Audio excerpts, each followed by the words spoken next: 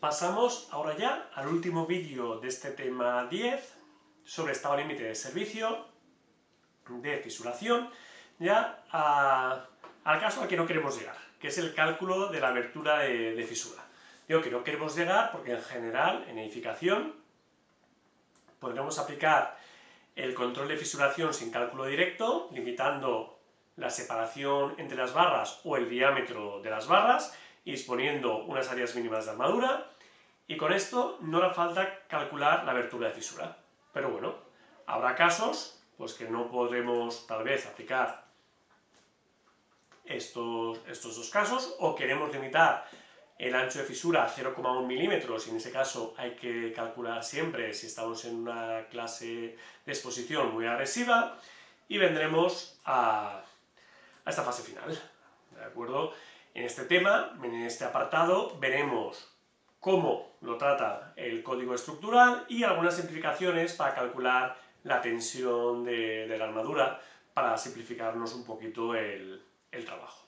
Entonces, en el fenómeno físico de la fisuración, en el apartado 10.2, al final habíamos visto que la abertura de fisura era igual a la separación de la fisura por la diferencia de deformaciones entre el acero y el hormigón. Y esto precisamente es lo que dice ahora el apartado 10.5. La abertura de fisura característica tendrá que ser menor o igual que la abertura máxima, que ya hemos visto en ese tema, y se calculará como una separación máxima entre fisuras por esta diferencia entre la deformación media de armadura, bajo la combinación correspondiente de cargas, que en hormigón armado es la combinación cuasi permanente, menos la deformación media en el hormigón entre las fisuras. Y para obtener este valor se obtendrá de forma conjunta. La separación máxima entre fisuras pues dependerá de si las armaduras están muy separadas, como podría ser el caso de la losa, o si las fisuras están, si las armaduras están relativamente cerca, como sería el caso habitual en vigas.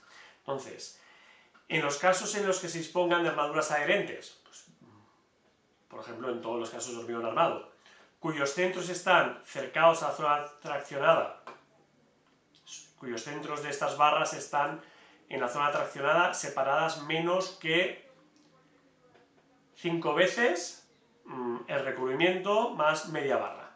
Esto es normal. Pensamos que si un recubrimiento es de 2,5 centímetros, vamos a suponer una barra del 12, pues 2,5 más 5 milímetros, para simplificar, a 3 centímetros por 5, 15. Si las barras están separadas menos de 15 centímetros, que en vigas puede ser bastante habitual, la separación final máxima entre fisuras se calcula con esta expresión, que deriva de la que vimos en el apartado de introducción del fenómeno físico, pero aquí ya con unos coeficientes que dependerán de la normativa.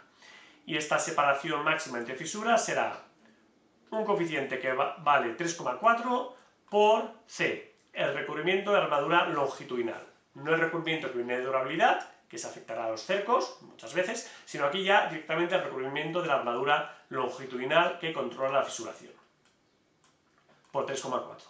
Cuanto mayor sea el recubrimiento, mayor será la separación de fisuras, y por lo tanto, como la separación de fisuras multiplica, cuanto mayor sea la separación entre fisuras, mayor es la abertura de fisuras, ¿de acuerdo? Entonces el recubrimiento deberá ser el que toca por efectos de durabilidad, pero no deberá ser mayor. Más una serie de coeficientes, K sub 1 por K sub 2 por K sub 4, por el diámetro de la armadura, pues si tenemos armaduras 20, el mayor diámetro de las armaduras, entre aquí un ratio que no es nada más que la relación entre el área de acero y el área de hormigón. Lo vemos en la siguiente diapositiva. De momento, fijaros, C el recubrimiento, el diámetro de las barras. En el caso de existir varios diámetros en una sección, se puede utilizar un diámetro equivalente. Entonces se hace un promedio, como podéis ver aquí, de áreas. Pues si hay N1 barras de diámetro phi sub 1 y N2 barras de diámetro phi sub 2, hacemos esta media ponderada que aquí tenemos el diámetro al cuadrado y aquí el diámetro. La instrucción EH obligaba a coger el diámetro de barra mayor. Aquí pues es un poco más benigno porque nos dejan hacer un promedio, un diámetro equivalente. Vale. El coeficiente K sub 1 depende de las propiedades adherentes de la barra. Para hormigón armado, para armadura pasiva, será 0,08. K sub 1, K sub 1 será 0,8. Esto aquí es incorrecto, K sub 1, 0,8, lo voy a corregir ahora en las diapositivas. Y en caso de tener armaduras de pretensado sería 1,6. ¿Vale? Para nosotros K sub 1 siempre 0,8.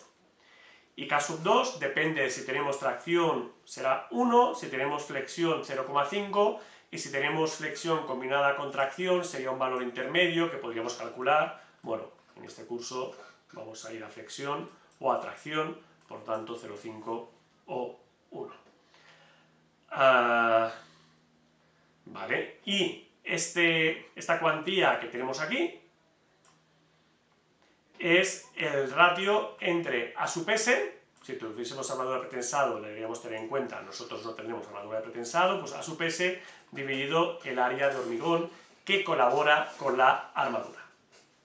A sub C eficaz es el área de hormigón traccionado que rodea la armadura pasiva y activa. Fijaros aquí, pues una viga, este área de armadura, este área de hormigón que rodea la armadura, pues en una losa sería esta de aquí.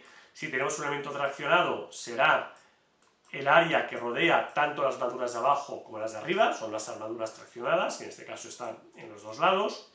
Y fijaros que este área, pues para una viga, aquí está marcado con B, esto, este área de aquí, será el ancho de la viga por H sub C eficaz. Y esto de aquí es el mínimo de 3 valores. De medio canto, esto acostumbrará a valores mayores, de un tercio de H menos X, el canto menos la profundidad de la fibra neutra partido por 3, o 2,5 veces H menos D. 2,5 veces H menos D no es nada más que el recubrimiento mecánico, ¿vale? Esto aquí es lo que en cálculo acostumbramos a decir que son 5 centímetros, por 2,5 por alrededor de 5 centímetros. Esto es el recubrimiento mecánico. Bueno, esto puede llevar algo de trabajo, por tanto evitamos calcular la abertura de fisura siempre que sea posible, porque habrá que calcular X. Muchas veces este valor será el que nos mande. Bueno, puede ser más o menos largo, pero es aplicar formulitas, ¿de acuerdo? Lo veremos en la práctica, si bien intentaremos quedarnos, y voy a insistir mucho, en el apartado 10.4, cumplirlo directamente por la disposición del armado, controlando la separación de las barras y sus diámetros. En el caso de que la separación de la armadura adherente supere este valor, entonces, ¿qué tendríamos? Tendríamos, fijaros, aquí tenemos una armadura y aquí tenemos otra armadura, aquí tenemos la abertura de fisura, que la abertura de fisura será menor donde hay armadura, será mayor en la zona de separación entre armaduras, volverá a ser menor la abertura de fisura donde tenemos la siguiente armadura. Entonces, la fórmula anterior, esta fórmula de aquí, nos daría una abertura de fisura pues de este valor. En cambio, la abertura de fisura real irá cambiando y nos dicen que en este caso, si la separación de la armadura pues es elevada, que la separación máxima será 1,3 veces el valor del canto de la viga menos la profundidad de fibra neutras. Esto será H menos X, H menos la profundidad del canto de la viga menos la profundidad de fibra neutra, y 1,3 veces será la separación media que tomaremos. En este caso pues será un poquito más rápido. Pues ya tenemos la separación máxima entre fisuras. Vamos a simplificar, recordad que aquí normalmente para adherencia elevada 0,8, aquí hay una pequeña rata en la diapositiva que ahora corregiré. Y luego falta calcular el otro término, la diferencia entre la deformación del acero menos la deformación del hormigón, que calculamos directamente en función de sigma sub S, que es la tensión en la armadura de tracción, suponiendo que la armadura esté fisurada. Bueno, pues tendremos este valor en el que le vamos a restar aquí un término y siempre deberá ser mayor que 0,6 veces este valor de aquí, que es sigma sub s, la tensión de la armadura suponiendo sección fisurada dividido por el módulo de elasticidad. Entonces aquí vamos, lo que podamos restar aquí será como mucho 0,4 veces esta tensión, ¿de acuerdo? Y aquí tendremos K sub t, que es un coeficiente en función de la duración de la carga. En general, en edificación, cogeremos 0,4 para cargas de mucha duración. Si uno está haciendo una prueba de carga, pues sería 0,6, ¿vale? En general, 0,4. Esto de aquí es la resistencia a tracción que ya hemos visto, normalmente F sub CTM. Si está fisurando antes de los 28 días, deberíamos reducirlo un poquito, en función de lo que diga la normativa de la evolución de la resistencia a tracción. Nosotros consideraremos los 28 días. Y luego aquí tenemos lo que antes hemos llamado N, la relación del coeficiente de formación del acero entre el módulo elástico del acero entre el módulo elástico del hormigón, y que podemos tomar como 7, si no hay que calcular el módulo de formación del acero, 200.000, y hay que calcular el módulo de formación del hormigón en función del tipo de resistencia del hormigón. Bueno, podemos coger un valor de 7.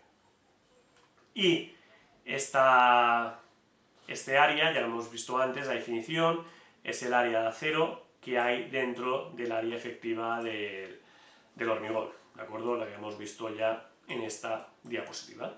Bueno, con esto calculamos esta diferencia y con la separación entre fisuras obtenemos la abertura de fisuras. Un cálculo un poquillo rollo, pero que se puede evitar con lo que hemos visto en el apartado 10.4. Pero bueno, no es largo, pero no difícil. ¿Cómo hay que calcular los diferentes parámetros que intervienen? La deformación del acero. Bueno, si queremos hacerla de forma sencilla, pues lo que os he dicho, pues el momento, si necesitamos la combinación característica, pues el momento característico. Si necesitamos el momento cuasi permanente, pues el momento de la combinación cuasi permanente, dividido entre 0,8 por D por el área de acero. Esto es una simplificación que, bueno, que puede funcionar. Si queremos hacerlo pues más en base a toda la teoría que hemos visto en este curso y en el tema de flexión y en un ejercicio que hacemos en clase, que es el ejercicio de un diagrama momento-curvatura, que vamos haciendo todo el estado de momentos y curvaturas antes de fisurar, después de fisurar, etc., y para cargas de servicio y cargas últimas, pues vimos que podemos llegar a un mayor grado de detalle que aparece en el anejo 8 de la instrucción EHE, que podemos utilizar de forma ahora como un libro de texto. Esta instrucción ya no es de aplicación, pero tiene información que es útil. Por ejemplo, nos dice que la tensión en la armadura será n veces, es decir, la relación de módulos de elasticidad, la tensión en el hormigón por D menos X partido por X, siendo D el canto efectivo y X la profundidad de la fibra neutra en estado límite de servicio. Bueno, entonces conociendo sigma sub c y conociendo X, ya conoceríamos la tensión en la armadura con todo detalle. Esto es una simplificación, aquí, con todas las hipótesis que hay detrás del curso. Bueno, sigma sub c es el momento de la combinación que os interesa, pues la cuasi permanente, por ejemplo, por la profundidad de la fibra neutra dividido la inercia fisurada.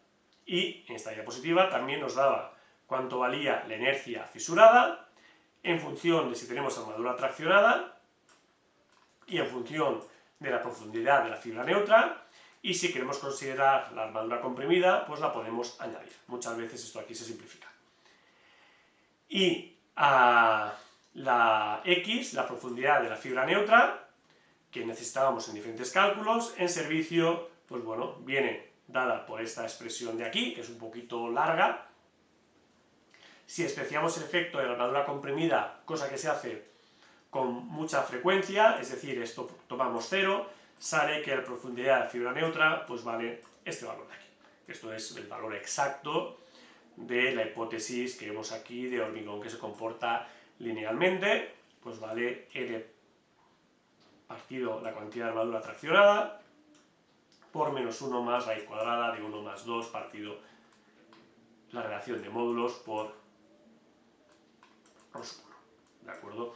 Aquí, al final de este tema, os he puesto estas fórmulas, que en este caso vienen del anejo 8 de instrucción H, porque no están en el código estructural, ya que se considera que debemos conocerlas y que estarán en cualquier libro de texto, y os las he puesto aquí para finalizar el tema. Es importante recapitular este tema, es un tema largo y poco simpático a la hora de aplicar las ecuaciones. Entonces, hemos visto qué son los estados límites de servicio, o lo hemos recordado, y cuál es el estado límite de servicio de fisuración, qué abertura de fisura hay que limitar en función del ancho de la fisura. Hemos visto el fenómeno físico de la fisuración, cómo se produce en una viga de hormigón armado, y el tratamiento del código estructural en 3 apartados. En el primero, con la limitación de las tensiones y las áreas mínimas de armadura a disponer. Luego, cómo podemos controlar la fisuración sin necesidad de cálculo directo, apartado que vamos a intentar aplicar en la práctica.